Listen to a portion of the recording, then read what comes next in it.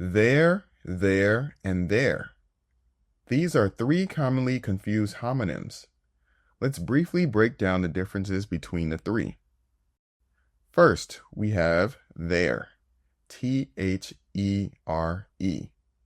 There can be an adverb or a pronoun.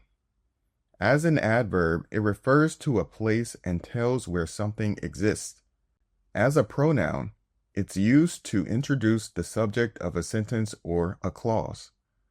A trick to remember the difference is to notice that it has the word here in it, and it often answers the question of where. For example, the book is over there. There are 5 apples on the table.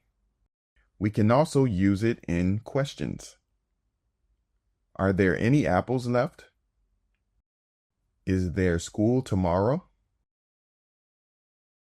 Next, we have there, T-H-E-I-R.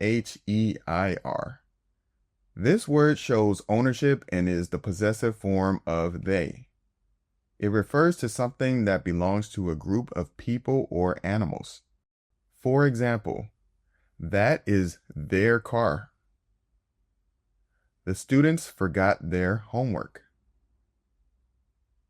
Their food is delicious. And finally, we have there, T-H-E-Y apostrophe R-E. Now, this is simply a contraction of they and are. We simply put the two together to make it shorter. For example, they're going to the park. I think they're late. They're watching a movie tonight. Now let's review what you've learned with a short quiz.